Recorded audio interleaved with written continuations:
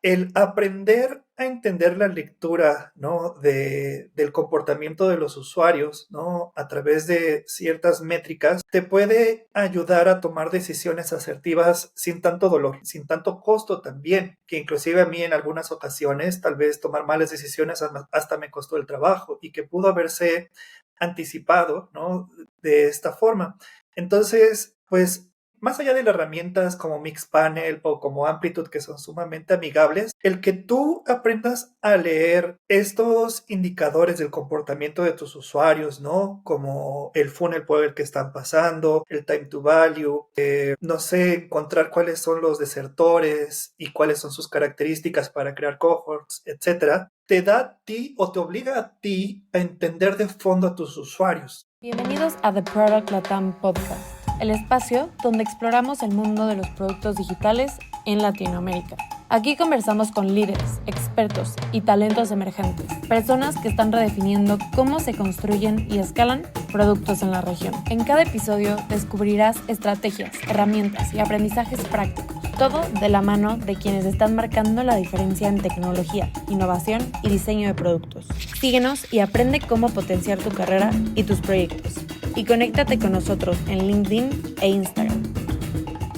Pues hola Omar, una bienvenida de mi lado. La verdad estoy muy emocionada por tenerte en el podcast, aprender muchísimo de lo que es cultura de producto, Open Finance y pues escuchar tu experiencia, que pues estás ahorita en un banco gigante como es BBVA, entonces creo que podemos aprender muchísimo de tu experiencia. Entonces, bueno, pues nada, bienvenido y cuéntanos un poquito sobre tu trayectoria, qué te ha llevado hasta ahora llegar a BBVA y pues sí, como una persona que estudió para relaciones públicas ahora está como Product Manager o Head of Product Management, ¿verdad?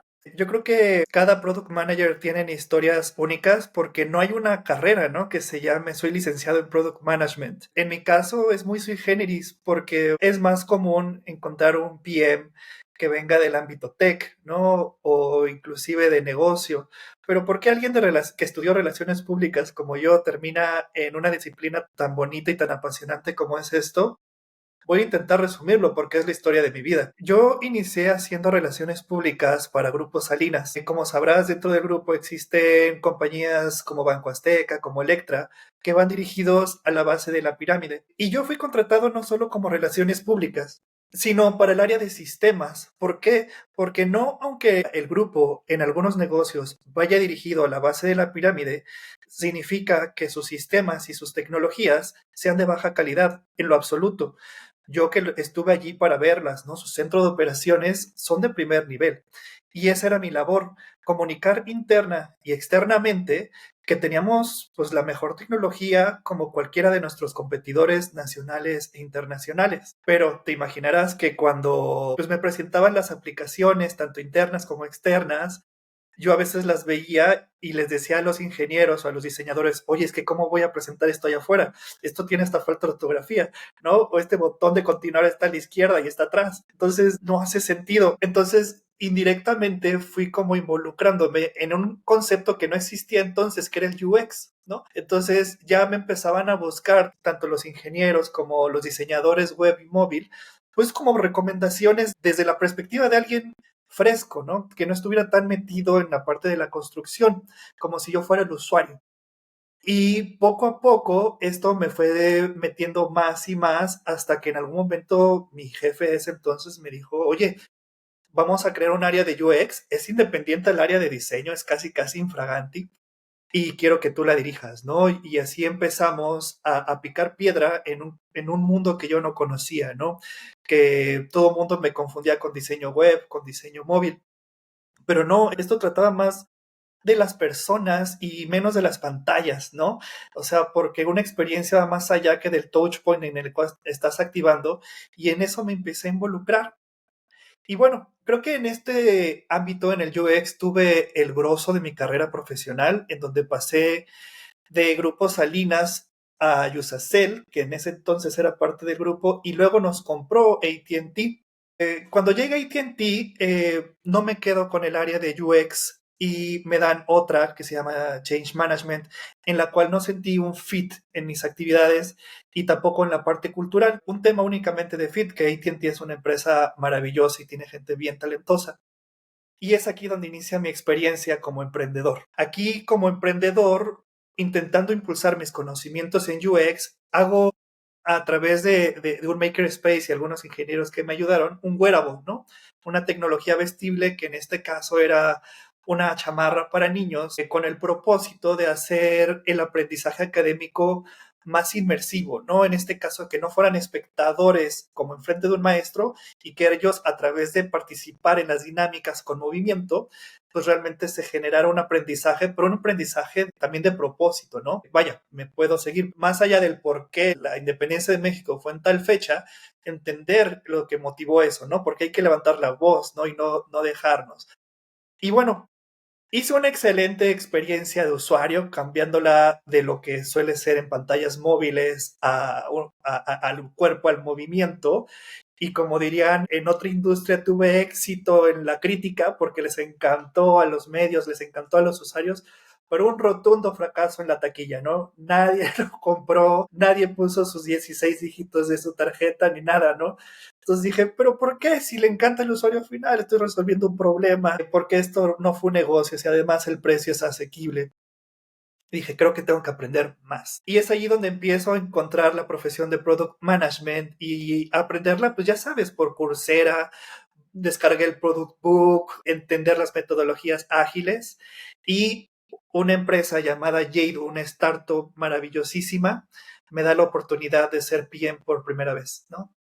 Y pues ahí me fui aprendiendo como lo sabemos hacer haciendo producto, que es bajo el error y aprender, ¿no? Entonces allí tuve la oportunidad de liderar por cobrar, tal vez el software o la plataforma más importante de Jadu, con la cual lograron levantar, no sé si 2 o 3 rondas de inversión hasta llegar, creo que a la serie B. Logramos maximizar el total payment volume, ¿no? O sea, creo que tuvimos hitos importantes y allí me contactan posteriormente en Guros, que es una InsurTech en la cual empiezo a conocer no solo el product management, pero sino también cómo hacerlo de forma abierta. Es decir, a través de APIs, ¿no? A través de que el valor no lo aportas directamente tú, sino a través de otro. Y creo que este es un concepto importantísimo, más que nada hoy en día. Y bueno, aquí aprendiendo de clientes, o más bien de partners, o como Kavak, ¿no? Con expectativas bien, bien altas de performance, de conectividad, de experiencia de integración, etcétera, fue que me dio las herramientas suficientes para hoy en día llegar a lo que yo creo que es uno de los retos más importantes que he tenido en mi trayectoria profesional, es ser product manager en Open Finance y Open Banking dentro de BBVA, en la cual somos una empresa gigante, somos el banco más importante en el país. Imagínate, si yo cometo el 1% de errores en lo que sea que construya, impacta a miles de personas. O sea, no te puedes equivocar el 1%. Cosa que a lo mejor en una startup sí te puedes dar ese lujo porque dices, son 20, 30 personas, ¿no? Pero acá no. Y además de que tienes a todos los ojos viéndote. Entonces, hay procesos mucho más estrictos, mucho más robustos, y que, bueno, me están retando como PM, pero que a la vez estoy teniendo mucha satisfacción aprendiendo con colegas que, por Dios, o sea, te hacen sentir humilde, que son sumamente inteligentes, sumamente hábiles y vaya, espero no haberme extendido tanto con mi narración de mi trayectoria y bueno, te escucho, Andy.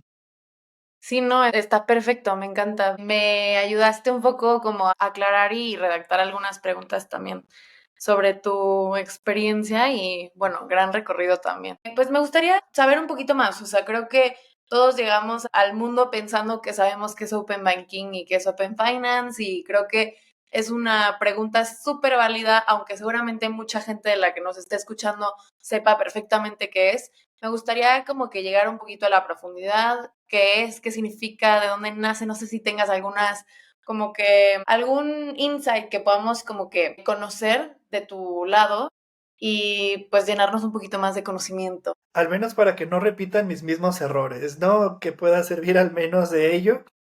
Habrá mejores expertos que yo para hablar acerca de Open Banking y de Open Finance, pero si buscaras la definición en Wikipedia, pues sería muy sencilla, ¿no? Sería el disponibilizar, por un lado, los productos y los datos financieros o bancarios en plataformas de terceros, ¿no? ¿Para qué? Pues para en conjunto tú, la entidad financiera o bancaria, más la plataforma en la que te estás integrando, ofrecer un valor mucho más grande al usuario final, ¿no? Para esto hay muchos ejemplos, ¿no? Uno que utiliza una persona que admiro mucho, que es la cabeza más importante de Open Banking en BVA, llamado Alex Servín, es: imagina que tú estás solicitando un crédito, no cualquiera que sea, un hipotecario. Te van a pedir ciertos documentos y requisitos. Unos de ellos, por supuesto, va a ser tu comprobante de ingresos, el cual pues vas a entregarlo en algún formato de archivo, el cual va a ser un PDF o una imagen, etcétera, ¿no? Y bueno, aquí hay pues para empezar un punto de frustración, que es pedir al usuario que haga esta actividad por ti, ¿no? Que vaya y descargue de algún lugar, suponiendo que tiene las habilidades y las herramientas para ello, y entregártelo, ¿no? Si esto se lo pides a mi mamá, terminaría ella pidiéndomelo a mí para que le ayude a sacar este documento, ¿no? Pero bueno, el Open Banking, si pudiéramos integrarnos directamente, por ejemplo, al SAT, ¿no? O directamente a los estados de cuenta o saldos y movimientos de la persona que está solicitando el crédito, ya no necesitas pedirle ningún archivo. Pero va más allá de eso, ¿no? De solo la frustración. Tú también ya tienes seguridad y certidumbre de lo que te está diciendo es cierto. Si esa persona ganara 10,000 pesos mensuales, alguien con malas intenciones podría convertirlo en 90 o en 100,000 o en el número que tú quieras, ¿no? Y en un mal escenario podría caerte un gol. Entonces, de esa forma, ya no solamente estás mejorando la experiencia del usuario, sino también te estás dando seguridad, y sabes que si eres más proactivo, hasta puedes hacer algo ya más predictivo. Si yo ya sé cuánto ganas y cuánto tiempo has estado trabajando, podría ya ni siquiera importarme el buró de crédito, porque ya no necesito esa foto del buró, conozco la película de tu vida. Entonces pudiera ser muy predictivo y ofrecerte un producto en el momento que lo necesitas y bajo tus propias características. Entonces, este ejemplo me gusta mucho porque ejemplifica un caso de uso de miles que existen en Open Banking y en Open Finance, en donde a través de integrarnos en instituciones gubernamentales, en integrarnos con e-commerce, en integrarnos en RPs, en CRMs, en cualquier plataforma digital, vamos a cambiar radicalmente la forma en cómo hoy en día se realizan las finanzas, como hoy en día se realiza la banca y como hoy en día operan las empresas. Casi tan radical que como cuando empezó la digitalización de todo esto con los portales de banca electrónica o las aplicaciones móviles, Open Banking y Open Finance es esta revolución que ya está sucediendo en todo el mundo, y que sin lugar a duda México no se va a quedar atrás en la aportación de valor que vamos a hacer en este cambio, ¿no? Y creo que somos afortunados de que en los siguientes años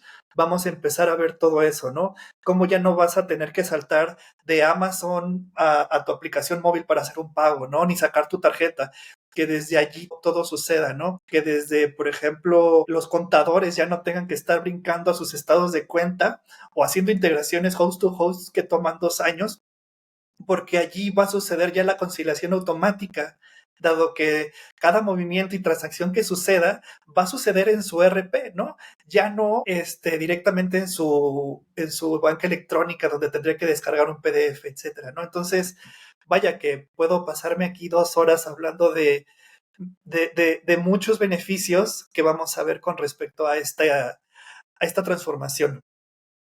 Sí, no, suena increíble. Bueno, recordando un poquito como tu trayectoria y cómo pues has cambiado pues por completo o sea, desde el inicio hasta el momento, tu carrera profesional, o sea, me gustaría que nos contaras un poquito como qué hubiera sido ese algo que te hubiera gustado saber al principio de tu carrera, que creo que puede ser algo muy curioso. Ese algo que me hubiera gustado saber desde el principio de mi carrera, vaya, es una pregunta compleja porque muchos de mis fortalezas hoy en día vienen de allí mismo, de estos tropiezos que he tenido continuamente. Yo creo que uno de los, si no tienes esta habilidad, es que todas tienen mucho peso, pero el aprender a entender la lectura, ¿no? Del comportamiento de los usuarios, ¿no? A través de ciertas métricas, te puede ayudar a tomar decisiones asertivas sin tanto dolor, sin tanto costo también, que inclusive a mí en algunas ocasiones tal vez tomar malas decisiones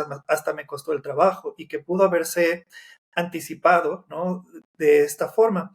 Entonces, pues más allá de las herramientas como Mixpanel o como Amplitude, que son sumamente amigables, el que tú aprendas a leer estos indicadores del comportamiento de tus usuarios, ¿no? Como el funnel por el que están pasando, el time to value, no sé, encontrar cuáles son los desertores y cuáles son sus características para crear cohorts, etcétera, te da a ti o te obliga a ti a entender de fondo a tus usuarios.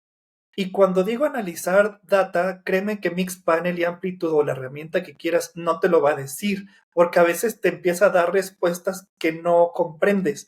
Dices, pero es que esto no me hace sentido.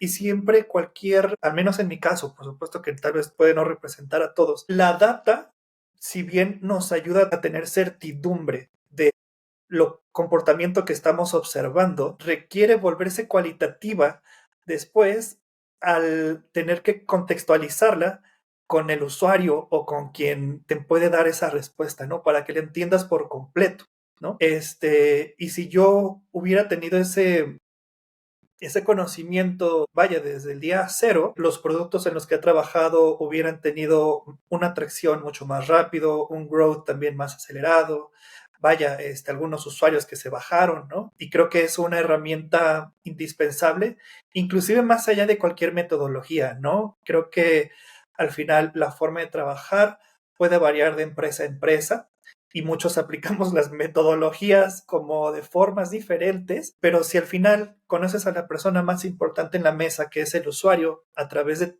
realmente leerlo, vaya que vas a tener una carrera con menos obstáculos y con más éxitos en el camino. Claro. Bueno, creo que a mí se me hace un poco complicado ver, o sea, justo transformar los números en, o sea, pasar de lo cuantitativo a lo cualitativo.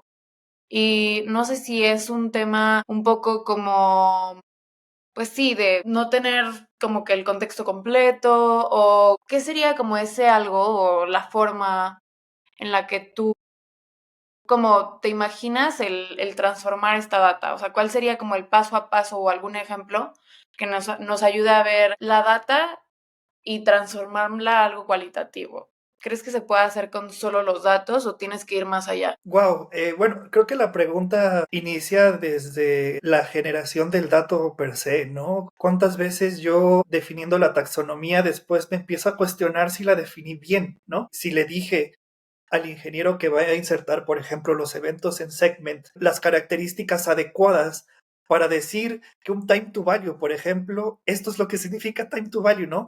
Aquí empieza y aquí termina, ¿no?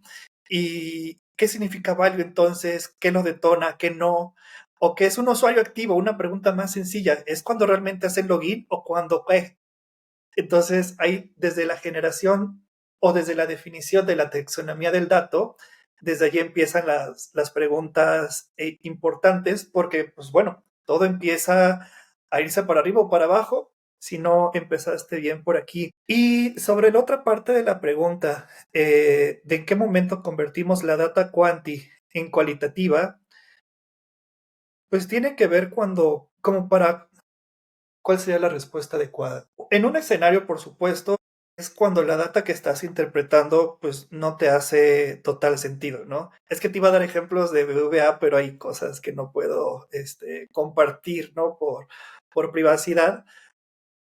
Digamos, yéndonos a 10,000 pies de altura, uno es cuando la data, por un lado, no te hace sentido, ¿no? O sea, a lo mejor ves que un cliente que es Tier One, ¿no? De estas empresas gigantescas empieza a tener comportamientos de una pyme, ¿no? Y dices, ok, ¿qué está pasando aquí si la data me está diciendo que consume estos productos? A diferencia de que yo esperaba que tuviera un comportamiento más sofisticado. Y es allí donde la data te empieza a dar una inclinación, pero que tú no puedes justificar. Pero yo creo que no solo en escenarios de incertidumbre es donde uno debe de corroborar la data directamente con la persona, sino en todos, ¿no? Inclusive si tu negocio está teniendo una buena atracción y la aguja se está moviendo hacia tu North Star, y bueno, todos los indicadores te dicen eso, hay que realmente contextualizar con las personas adecuadas el por qué esto está sucediendo, ¿no? Evidentemente, cuando las cosas salen bien, pues hay menos preguntas, ¿no? Los directivos están más contentos, ¿no? Y cuando se hacen las preguntas difíciles y se hace como el énfasis cuando algo no está bien, ¿no? Y cuando realmente tienes que hacer investigaciones más a fondo, ¿no? Entonces, mi conclusión sería, ¿no? Creo que se tiene que contextualizar la data en todo escenario, principalmente cuando no tiene una congruencia y cuando no estás apuntando hacia la dirección que quieres ir, ¿no? Entonces creo que ese sería como el cómo, pues hay que estar observando la data y los comentarios cualitativos de la mano. Claro. Y bueno, justo en temas de métricas y tu North Star, yo te voy a contar un poquito de mi contexto, o sea, durante mi trayectoria, que también es interesante que yo pasé de marketing a producto y otra vez a marketing. Entonces, bueno, estando ahorita pensando pues lo que me cuentas, ¿no? Con respecto a las métricas, elegir una métrica y darle sentido a esa métrica definiéndola. Me acuerdo bueno, en mi trayectoria cuando llegué a ser cofundadora de una social tech que igual que tu caso, no dio ventas, no estaba sustentada por un modelo de negocios lógico para el mercado. Bueno, ahí me acuerdo muy bien que nos costaba mucho trabajo definir cuáles eran las métricas relevantes de crecimiento. A lo mejor teníamos una idea de que el tiempo de uso era de lo más relevante o que la cantidad de usuarios nuevos llegaba a ser lo más relevante. Entonces, me gustaría escuchar desde tu experiencia, ¿cómo defines esa métrica relevante o esa North Star? Vaya, creo que este sí es un tema como dependiendo el enfoque o la visión de la compañía en sí misma o del producto. ¿A qué voy con ello? Recuerdo mis tiempos en Por Cobrar, en donde como comúnmente en las startups, pues se está invirtiendo más de las rondas que el revenue que va generando directamente los productos, lo cual es un comportamiento totalmente natural y normal. Entonces, nosotros, aunque ya habíamos comprobado el market fit, ¿no? Y habíamos asegurado estar dando valor a los usuarios, nuestro North Star tenía que ver más con volumen. ¿A qué me refiero? Con volumen de usuarios, que más y más compañías empezaran a suscribirse y sumar la plataforma a sus operaciones recurrentes, en este caso a la gestión de cuentas por cobrar, ¿no? Entonces, esto indirectamente, como un efecto, pues va aumentando la transaccionalidad, ¿no? Entonces también ves creciendo el total payment volume y si de allí también ganas un fee, pues ves crecer el revenue, ¿no?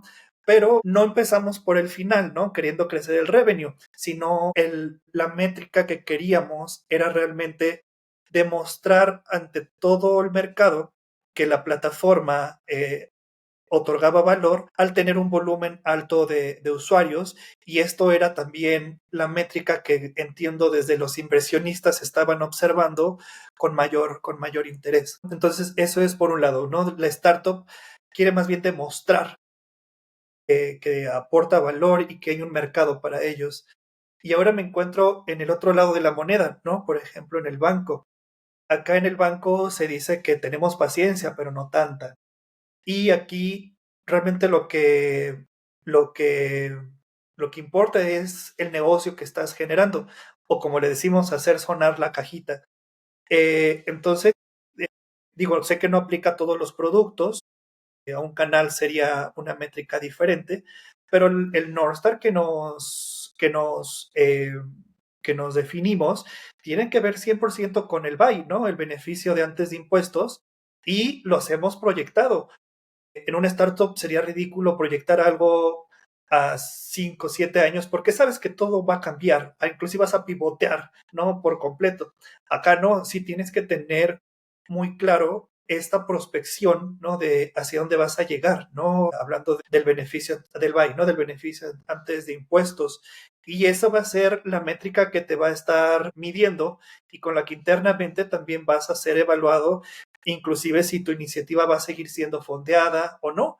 Dentro del banco, los PMs somos como pequeñas startups, ¿no? También picheando ante 500 iniciativas de toda la empresa que tiene un presupuesto y rankear lo más arriba posible. Tal vez esto les suene a los que afuera están buscando rondas, ¿no? Dentro de los corporativos, pues también sucede. Y bueno, y de esa forma es que nosotros, pues, definimos nuestro North Star, ¿no? Dependiendo de la visión de la compañía, que pues en unas tiene que ver más con demostrar algo y con otras sí, ya con generar un ingreso, porque aparte somos muy caros, ¿no? O sea, cada Q cuesta varios millones, ¿no? Entonces solo podemos enfocarnos en ello. Claro. Y bueno, creo que ya me queda como muy claro cómo definir un poco la North Star. Yo creo que depende mucho de los stakeholders, de la etapa en la que se encuentra la empresa, ya sea una startup, una empresa, si tiene deudas o si hay una inversión en capital, por ende tienes stakeholders a lo mejor más involucrados en los resultados. Pero ahora mi duda va más un poquito hacia ya sabemos que esta es nuestra North Star. Ahora, ¿cómo cada Q o cada determinado tiempo, a lo mejor desde pues en donde estás ahorita, defines los objetivos de estas métricas? ¿Cómo haces este paso a paso de, ok, si yo quiero lograr todo esto o mis stakeholders están buscando todo esto, ¿cómo defino estos objetivos a lo mejor a un corto o mediano plazo? ¿Cómo lo organizas tú? Mira, creo que eso es como muy común para cualquier caso de producto. Eso creo que ya no tiene tanto como diferencia entre que si somos una startup o un corporativo. ¿Por qué? Porque, como bien sabes, tienes un North Star que tiene que seguir a la visión de la compañía. Y a veces el North Star te lo definen, ¿no? Y tú tienes que encontrar la forma de llegar allá. Pero bueno, ¿cómo puedo influenciar, ¿no? El llegar a este North Star? Pues no directamente. Es aquí donde creo que se responde la pregunta, en donde definimos los success metrics, ¿no? En donde vamos viendo cuáles son los, como le llamaste, objetivos o hitos que podemos ir alcanzando en el camino y que en conjunto van a mover la brújula del North Star, ¿no? Que nos van a llevar hacia allá. Entonces, es allí donde, por ejemplo, dialogas con tus stakeholders, ¿no? Por ejemplo, especialistas, ¿no? Que vaya que los productos bancarios son profundos y son complejos y tecnológicamente más. Entonces, hablas con ellos y decir, oye, ¿cuál es tú desde tu perspectiva de negocio? Vaya, ¿de qué tienes más apetito? Y te dicen, de, no sé, de ganarle participación de mercado a tal empresa. Dices, ok, creo que tus intereses y los míos van de la mano, ¿no? Eh, y de esa forma, pues tú vas definiendo tus métricas de éxito con base en ciertos objetivos, ¿no? Como por ejemplo en el Open Banking, pues no es como que salgas al mercado y al otro día ya estés traccionando.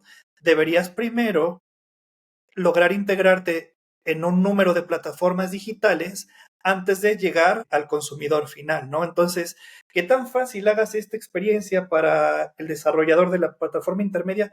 Hay que medirlo, ¿no? Y el tiempo en que lo logra, por supuesto que es una métrica de éxito, ¿no?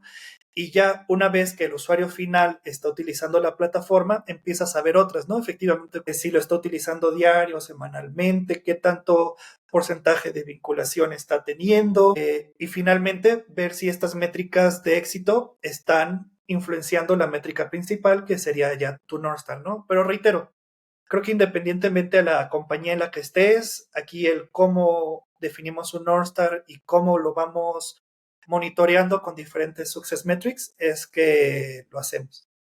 Ok, entonces un poquito recapitulando, tenemos la North Star, de ahí salen a lo mejor submétricas que le pegan Así es. directamente a esta gran métrica y ya se va planteando como, dependiendo la empresa, el equipo y demás, el proceso para llegar a él. Entonces, un poquito se Así es. analiza de arriba hacia abajo, de cómo vamos a llegar a eso a partir de pequeños pasos que se van desenvolviendo en esta gran métrica.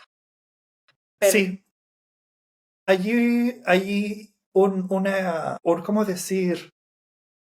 Un inconveniente en el que entramos muchos PMs y en el cual yo me he encontrado a la hora de definir tus métricas, ya sea para el North Star o simplemente estar evaluando un funnel en algún comportamiento, no caer en análisis parálisis, ¿no? A veces queremos como encontrar así súper al detalle la aguja en el pajar y eso a veces merma más de lo que puede ayudar. Como dice la teoría, a veces el entrevistar a 5 usuarios y contrastarlo un poquito con la data te da la información evidente para que acciones y para los recursos que tienes, ¿no? Es decir, si tú analizas tus métricas, haces una contextualización de esto con 5 usuarios, tienes y te sobra para accionar, ¿no? O sea, te van a faltar desarrolladores y diseñadores y todo si quieres corregir las mil y un áreas de oportunidad que tienes en tu producto. Si no, evitemos el análisis parálisis, ¿no? Al mantener esto más iterativo y no quedarnos solamente tras el escritorio. y sabes que veo mucho justo con BBVA que avanzan sin importar la competencia. O sea, yo he visto avances en BBVA que dices, no hay nadie que esté pisándole los talones y aún así siguen avanzando, siguen avanzando. Y creo que se relaciona mucho con esto, ¿no? O sea, es, ok, tengo la data, a lo mejor y puedo hacer suposiciones, pero no me voy a poner a leer la data 80,000 veces hasta que salga algo concreto, más bien accionar, ¿no?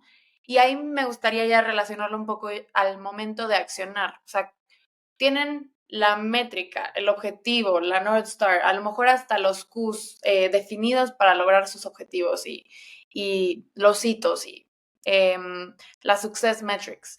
Entonces, o sea, como líder, como con todo este contexto detrás, porque son una empresa que está en constante movimiento y cómo logran estar al tiro con su innovación y metiéndole más al producto y demás. Vaya, creo que esta es una pregunta amplia, entonces voy a responder desde mis perspectivas. Y creo que el éxito de BBVA es la gente, por muchas razones.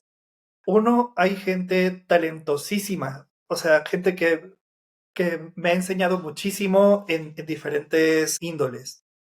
Por otro lado, el alto compromiso que tienen por, bueno, uno, porque las cosas funcionen, pero porque aporten valor. Y eso hace una gran diferencia. Y no estoy diciendo que sea sencillo, que como decía, somos una empresa gigantesca con muchos años, entonces tenemos inclusive sistemas legados que complejamente pueden pasar un Amazon Web Services, ¿no? Me explico. Entonces hay que trabajar con estos retos. Trabajamos de forma global entre múltiples geografías, ¿no? Entonces haz un acuerdo de producto o de lo que tú quieras entre 7, 8 países y que funcione. O sea, tenemos por supuesto nuestros retos, pero creo que el conjunto de las personas es que lo hacemos funcionar. Tenemos nuestras metodologías, pero si solamente las seguimos, no llegaríamos a ningún lado. Todos ponemos, ahora sí que salimos del by the book para que cada iniciativa en cada momento eso funcione, inclusive a pesar a veces del cansancio o de alguna que otra frustración. Otro, por supuesto, parteaguas, pues es que BBVA se ha hecho de visionario, vaya, del mundo financiero y bancario, ¿no? Solo vean a los líderes de cada banca, ¿no? De la banca de retail, de la banca de empresas. Ellos suelen dar muchos discursos y es realmente como ver a Steve Jobs presentando el iPhone. O sea, para alguien que le gusta el tema de las finanzas y de la banca, escuchar hacia dónde vamos en 10 años a través del machine learning, a través de la inteligencia artificial, de la computación cuántica, dices, ¿cómo que voy a ver eso, no? Y estas personas nos dirigen. Y bueno, creo que ese es parte del éxito. Y sobre el comentario anterior que va relacionado a esta pregunta, no crean, o sea, sí tenemos muchísima investigación en el banco. Tenemos áreas por como research que hacen unas investigaciones impresionantes con insights que uno no, que nunca anticiparía, ¿no? Tenemos un área de behavioral economics, ¿no? Alguien que te dice por qué alguien tomaría una decisión de compra, un comportamiento con respecto a tal, y es toda esta inteligencia más la data que recibimos, lo cual nos hace ser más asertivos, ¿no? Entonces, creo que es una combinación, como te decía al principio, de un poquito de todo, ¿no? La gente, nuestros directores, ¿no? Que tienen una visión espectacular, que tenemos los insumos adecuados en data, en investigación, etcétera, y que, bueno, pues eso nos ha ayudado a seguir adelante, que inclusive como nosotros que venimos de startuperos, a veces nos sentimos que vamos muy despacio. Cuando ves la foto completa de algunos de nuestros competidores, creo que decimos, creo que vamos bien, ¿no? Porque escuchas luego los comentarios de nuestros productos digitales que luego tienen alguna falla, pero nos siguen apoyando, ¿no? Y dicen, bueno, a pesar de esto, yo me quedo en BBVA, ¿no? O inclusive si un cliente está en otro banco, ¿cuál es su primera opción? Nosotros. Entonces, esto no se logra porque sí, o sea, no es como porque alguien en algún town hall dijo, vamos a poner al usuario primero, se dio. O sea, es algo que se logra solamente apasionándote por el tema. Reitero, ¿no? El mix, ¿no? El blend de todos estos factores, entre otros, la tecnología, la inversión que han hecho constantemente los inversionistas, los consejeros, todo nos ha llevado a donde estamos actualmente.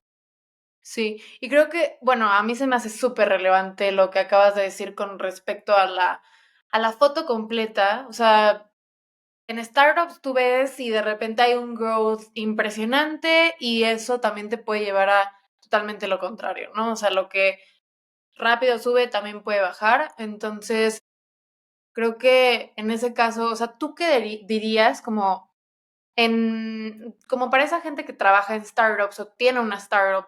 O sea, ¿cómo ves las métricas? O sea, ¿cómo compararías métricas de empresas gigantes con, ok, estoy en una startup y no sé si debería de estar viendo estas métricas impresionantes de crecimiento o si un crecimiento paulatino y a largo plazo puede llegar a ser más sano? No sé ahí, ¿cuál sería tu opinión? Vaya, es una pregunta compleja. Creo que lo que todos sabemos es no observar métricas de vanidad. ¿Por qué? Fácilmente puedes hacer una inversión fuerte en marketing y ¡pum! Vamos a ver cómo los números se disparan, ¿no? Y empezamos a acercarnos. Pero al final acaba la inversión en la campaña y todo se vuelve humo y te das cuenta de tu realidad. Entonces, evitar las métricas de vanidad en lo absoluto, y sé que es casi trillado, pero caemos más en ese caso que de lo que deberíamos, ¿no? Ahora, como startup, pues tienes un tiempo finito, ¿no? De aquí a tu próxima inversión o de aquí a que realmente te vuelvas rentable. Por lo tanto, yo sí me iría por métricas que generen negocio en el corto plazo. Sé que todos perseguimos una visión y no hay que perderla del radar. Inclusive, cada día hay que tomar decisiones que vayan en el orden de esa visión, ¿no? Si estás tomando una decisión hacia otro lado, vas mal, pero no perder de vista la realidad. Entonces sí, hay que generar tracción económica desde las primeras etapas de la compañía, y posteriormente vas a ir viendo cómo llegar a esa visión final. Creo que sería mi mayor consejo para todo emprendedor en la realidad actual, en donde inclusive desde lejos, porque ya no estoy tan cercano al ecosistema, parece que ya los fondos son un poco más estrictos, ¿no? Ya no te aceptan el PDF como tu producto, ¿no? O sea, ya requieren métricas que generen negocio y eso es lo que tenemos que hacer, ¿no? Y además, no vas a generar negocio si no aportas valor, ¿no? Entonces van de la mano. O sea, si el usuario no está contento y se le resuelven sus problemas con lo que estás haciendo, no va a pagarte, ¿no? O sea, ese es el hecho final de que él está demostrando de que tiene interés en ti, ¿no? Al sacar su cartera. Entonces, creo que eso sería mi mayor recomendación, de buscar métricas realmente de tracción de negocio en el corto plazo, sin perder de vista la visión. Buenísimo, increíble. Esta plática hasta ahorita nos ha llevado mucho a hablar de métricas Y bueno, mencionabas un poco también el liderazgo interno dentro de BBVA, a las personas dentro de BBVA que están logrando todo esto. Y al principio, antes de la conversación ya dentro del podcast, me platicabas sobre la cultura de producto, que no quiero dejar de lado, y creo que es súper relevante. Y creo que justo va muy de la mano con el liderazgo interno y todas las personas que están dentro, pero yo desde fuera de BBVA puedo pensar que hay mucha cultura de producto en el sentido en el que yo entiendo que es cultura de producto, es pensar en producto, en evolucionar desde un MVP hasta pues convertirlo en algo rentable, introducirlo al mercado y demás. Pero creo que ahí me gustaría que tú nos contaras cómo se ve la cultura de producto internamente y cuáles son como que la forma, no sé si en el liderazgo o cómo, que inculcan esta cultura. Wow, mucho que comentar sobre esto y tal vez es mi mero mole. Mira, sobre cultura de producto, debo confesar que cuando llegamos este squad de Open Banking, todos somos startuperos. Si revisas todos los que estamos en esta área, nuestro líder identificó cuáles eran las personas clave para impulsar esto, porque no solo llegamos a hacer Open Banking a BBVA, sino llegamos a transformarlo, ¿no?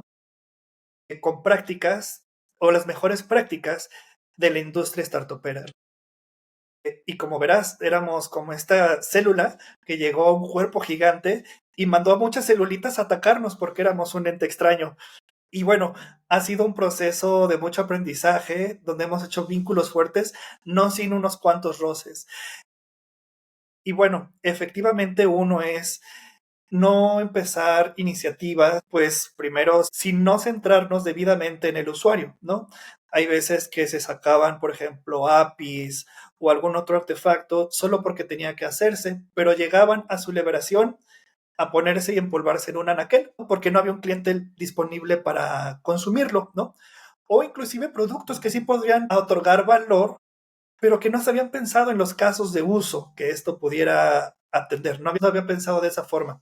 En otras palabras, soluciones que no habían sido creadas basadas en productos. Desde tener en consideración las implicaciones tecnológicas del usuario final, de negocio, de experiencia, ¿no? Sobre todo también de experiencia que a veces los bancos somos vistos como que somos un poco más complejos, ¿no? Entonces, sé que tenemos nuestras regulaciones y requisitos que cumplir, sin, perdóname, sé que tenemos nuestros requisitos que cumplir, pero no es razón, ¿no? Para que una experiencia sea tan compleja. Y más allá del proceso de crear producto per se, que va muy de la mano de las metodologías, pues de tener un sprints y tener tus features bien declaradas, con sus épicas y cada uno con su definition of ready, su definition of done, etcétera, etcétera. Todo eso lo tenemos, ¿no? Desde pasar por tus ceremonias, tu planning, tu review, tu refinement, etcétera, ¿no? Toda esa parte de crear cultura de producto. Pero a lo que yo me refería al principio tiene que ver más con las personas. Por ejemplo, cómo las personas como grupo tomamos decisiones. Si se toma en consenso o se espera que un líder, ¿no? Sea quien tome la batuta, generalmente un directivo, y baje las instrucciones. ¿Cómo nosotros nos comportamos en relación al tiempo, ¿no? Si permitimos que una persona pueda llegar unos minutitos tarde después de una reunión o somos sumamente estrictos. ¿Cómo va a ser el lenguaje con el que vamos a estar hablando, no? Si podemos ser un poquito más flexibles como suele ser en el mundo startupero, o tenemos que tener como cierta diplomacia y cierto argot a la hora de comunicarnos unos con los otros. Entre muchos otros, vamos a decirle, características de la cultura que se van a crear en cualquier compañía, sí o sí, ya sea que tú la definas o no, y van a impactar. ¿Cuáles son las características correctas o incorrectas? No existen. Para cada caso son diferentes y como product manager y como creo que para cualquier persona que estamos participando en la creación de producto, debemos de participar activamente en la creación de esta cultura. Dentro de la cultura hay una parte esencial que es la comunicación. La comunicación que puede ser asertiva, teniendo la comunicación, el nivel de comunicación adecuado, o convertirse en juntitis, ¿no? Donde inclusive entre sesión y sesión se sale de alcance lo que habías acordado 2 semanas antes, o una sesión para acordar lo que vas a ver en la sesión de planeación. Entonces, se puede hacer un problema. Por otro lado, también hablando de comunicación, el one-on-one o el feedback a las personas de tu equipo. Y eso es algo en lo que estoy muy metido últimamente. Y es aquí donde decía que había como cierto roce con People porque podríamos estar abordando temas similares. A veces en algunas compañías entendemos el tener un one-on-one, sobre todo cuando es alguien que te reporta, pues hacer saber sus áreas de oportunidad. Y lo hacemos sin los debidos skills. Y a veces ni siquiera le preguntamos a la persona que si está, o sea, si es consensuado este one-on-one, ¿no? Como todo en la vida tiene que ser consensuado, ¿no? Oye, ¿puedo darte feedback? ¿Estás bien en este momento para escucharlo? ¿Cómo te gusta recibirlo? Como en un sándwich, ¿no? Así como de aplauso, área de oportunidad, aplauso, directo, voy al grano, o cómo te gusta, ¿no? Entonces, para empezar eso, o sea, entender a las personas con las que estás dialogando. 2, no dejamos de ser seres humanos a pesar de estar en un ambiente laboral. ¿Qué significa? Si yo llego y empiezo directamente a pisar a alguien con sus áreas de oportunidad, su cuerpo va a empezar a segregar cortisol y a apagar toda función racional y lógica, ¿no? Va a entrar en un modo de corres o peleas, entonces pues la persona se va a quedar en freeze porque no puede ni correr ni pelear y eso lo va a repercutir no solo en ese momento. Y he visto este escenario pasar tantas veces. Algo que inculco al menos en las personas más cercanas a mí y que ha tenido muy buenos resultados es uno, o sea, dialogar primero con la persona. ¿Cuál es la mejor forma de tener retroalimentación, de abordar las diferencias, ¿no? Y 2, de que cuando, en lugar de decirme las áreas de oportunidad, vamos a convertirlo en un workshop de definición de cómo hacer que esto no vuelva a suceder, ¿no? Entonces, oye, sé que pasó esto, ¿no? Y yo, ¿qué te parece si nos sentamos juntos a diseñar cómo hacer que no vuelva a pasar? Y, y vas a ver cómo la otra persona hasta se entusiasma por construir este procesito y volverlo robusto y hasta volverse embajador con otros, ¿no? Entonces, creo que el conjunto de todos estos aspectos que te comento son lo que construyen la cultura de producto, que al final lo hacemos las personas. Está increíble y me encanta porque estoy tomando nota y son cosas que yo como líder tengo que tomar en cuenta para dar feedback. O sea, yo mañana tengo un one-on-one y ya, tengo notitas para esa llamada que justo siento que, bueno, hay mucha teoría, ¿no? O sea, justo ahorita estoy leyendo un libro que se llama Leaders Eat Last de Simon Sinek, creo. Y justo, o sea, está esta idea de cómo dar el feedback y también cómo también tienes que tú pedir el feedback y, bueno, es una relación, ahí lo traes, es una relación ahí de, a ver, yo te doy a ti, tú me das a mí y vamos a resolver, ¿no? Sí, cuéntanos, ¿traes ahí el libro o una recomendación? Una recomendación que, bueno, sé que estamos hablando de producto, pero creo que esto aplica a todos. Es un libro que se llama No Hard Feelings, que a mí me ha ayudado mucho en todo esto que estamos hablando. Es creado por dos chicas que son muy activas en una aplicación llamada Headspace, que es maravillosa para meditar. Pero bueno, este libro en particular habla del manejo de las emociones en el ambiente laboral, que ciertamente a veces es diferente a la vida personal o cómo las otras personas esperan que te comportes en la vida del día a día, ¿no? Y vaya que me ha enriquecido mucho como PM porque tengo una mejor asertividad con las personas que me rodean. Increíble. Sí, lo voy a anotar para recomendarlo tanto a la comunidad como a mi Kindle. Perfecto. Pues me gustaría cerrar un poquito, no sé si quieras cerrar con alguna recomendación y conclusión. Vaya, no traía así como un insight importante para cerrar el día, así que creo que me quedo con mi último input acerca de la retroalimentación. Creo que eso nos puede ayudar a todos, primero entendiendo cómo la persona con la que interactuamos desea recibir retroalimentación, inclusive cómo una persona quiere recibir aplausos. Hay personas un poco más introvertidas que si hasta los pones en público, si le dices el empleado, el embajador del mes, y se hacen más chiquitos y eso les afecta, ¿no? Entonces creo que es importante entender esto de cada una de nuestras personas. Hay ya preguntas que puedes encontrar fácilmente para determinarlo, ¿no? Para entender cómo entrevistar a alguien y saber después cómo comunicarte con él. Y dos, dejemos de tener feedback, digamos, desconstructivo en donde solo señalamos las áreas de oportunidad. Al final, ni está fundamentado en data, es meramente a veces solo nuestra opinión y es de solo una ocasión, ni siquiera es un patrón. Así que cuidado con ello. Y dos, sí mejor enfocarse en diseñar cómo evitar que sucedan nuevamente estas áreas de oportunidad acompañado de la persona. Y eso ha funcionado maravilloso, ¿no? Con las personas que he tenido oportunidad de dirigir. Perfecto.